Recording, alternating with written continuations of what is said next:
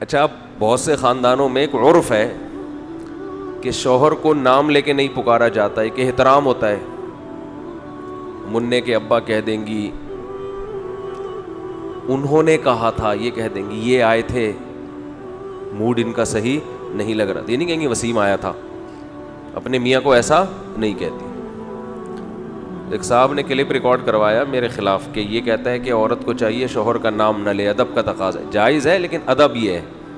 انہوں نے فوراً دلیل میں حدیثیں پیش کر دیں کہ صحابیہ میں تو بہت سی صحابیہ اپنے شوہر کا نام لیتی تھیں. نبی صلی اللہ علیہ وسلم نے فرمایا علم دنیا سے ایسے ختم نہیں ہوگا کہ کتابیں ختم ہو جائیں، بابیں ختم ہو جائیں گے. سمجھ رہے ہو؟ بابے کیا ہو جائیں گے؟ ختم. جو اس حدیث کو سمجھانے والے تھے، جاہل لوگوں کے ہاتھ میں کتابیں آ جائیں گی حدیث کی.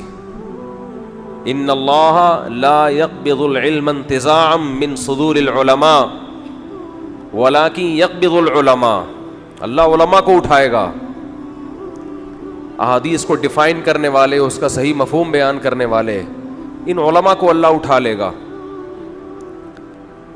ایک صاحب مجھ سے الجھ پڑے. کل ڈاکٹر اسرار احمد صاحب کا ایک کلپ دیکھا تو چند دن پہلے، اچھا کلپ تھا. امام ابو حنیفہ کو انہوں نے بڑا اچھا ڈیفائن کیا.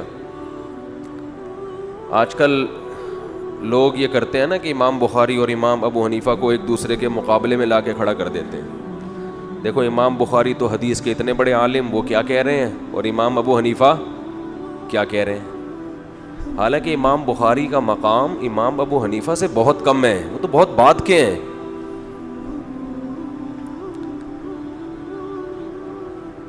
امام ابو حنیفہ تو انہوں نے تو صحابہ کی زیارت کی ہے. امام ابو حنیفہ کے شاگرد تھے امام محمد، بہت چھوٹے تھے عمر میں. امام محمد کے شاگرد تھے امام شافعی.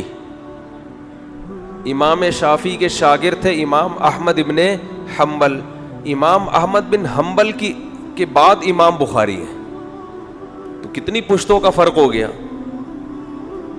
امام ابو حنیفہ نے جو حدیث کا علم حاصل کیا ہے براہ راست علی اور عبداللہ بن مسعود کے شاگردوں سے حاصل کیا ہے، براہ راست. اس میں لمبی لمبی سندیں نہیں تھیں اس وقت. تابعین اور صحابہ کو اپنے سامنے نمازیں پڑھتے ہوئے دیکھا. وہ تابعین، وہ صحابہ جو ابھی نبی کے دور کے بالکل قریب ہیں، ان میں بہت سو کو حدثنا فلان قال حدثنا فلان کی ضرورت نہیں تھی. مشاہدے کا علم تھا، مشاہدے کا. امام بخاری بھی ہماری نظر میں بہت بڑے ہیں، لیکن تفقہ میں، مسائل اخذ کرنے میں قرآن و سنت سے، اس میں امام بخاری کو امت نے وہ مقام نہیں دیا جو کس کو دیا ہے، امام ابو حنیفہ کو. بلکہ اس میں تو امام احمد بن حنبل کا مقام بھی امام بخاری سے زیادہ ہے. حالانکہ امام احمد بن حنبل کو 2% لوگوں نے فالو کیا ہے. کتنے فیصد؟ 2%. جبکہ امام بخاری کو مسائل میں 1% لوگوں نے بھی فالو نہیں کیا. لوگوں سے مراد امت کے علماء صلحاء. تو ہر چیز کو اس کا مقام دینا چاہیے جو اس کا ہے. امام بخاری کا مقام حدیث میں بہت زیادہ ہے. قرآن و حدیث سے مسائل نکالنے میں امام ابو حنیفہ کا مقام زیادہ ہے. یہ چھوٹی سی بات کر کے میں اپنے اصل ٹاپک کی طرف چلتا ہوں. آپ کہہ سکتے ہیں اس کا مطلب امام ابو حنیفہ کا ذہن تو بہت تھا لیکن حدیثیں ان کو امام بخاری سے زیادہ معلوم نہیں تھیں. یہ بھی غلط ہے. امام بخاری رحمہ اللہ تعالی فرماتے ہیں میں حدیث کا علم حاصل کرنے کے لیے دمشق اتنی دفعہ گیا، حجاز اتنی مرتبہ گیا، مصر اتنی مرتبہ گیا، فلاں جگہ اتنی مرتبہ گیا، کوفہ کتنی مرتبہ گیا، لا احصی، میں اسے شمار نہیں کر سکتا. کیونکہ مدینہ اور کوفہ یہ 2 جگہیں علم کا مرکز تھیں، اور علم سے مراد حدیث کا علم ہے یہاں پہ، قرآن اور حدیث کا علم.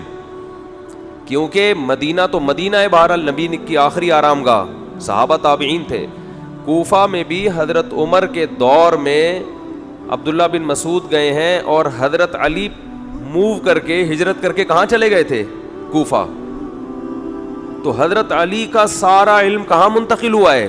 کوفہ میں، اور ان کے ساتھ 1400 صحابہ گئے ہیں. تو اس لیے آپ قرآن جس قراءت پہ پڑھتے ہیں وہ بھی کوفہ کی قراءت ہے.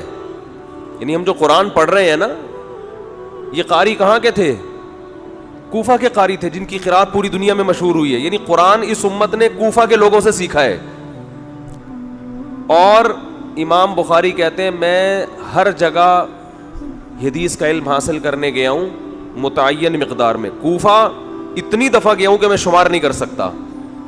اس کا مطلب کوفہ میں حدیث کا علم سب سے بولو زیادہ تھا،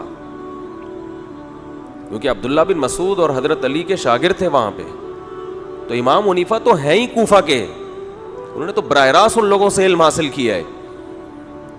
اور پھر آپ نے سفر بھی کی امام حنیفہ نے حدیث کے لیے. اور اس امت کا اجماع ہے کہ جب کسی کو مجتہد کہا جاتا ہے، فقیہ کہا جاتا ہے، تو اس کا مطلب قرآن و حدیث کا علم کے بعد یہ فقیہ بنتا ہے، اس سے پہلے تو بن ہی نہیں سکتا. تو یہ علم پہلے آتا ہے، فقاہت بعد میں آتی ہے.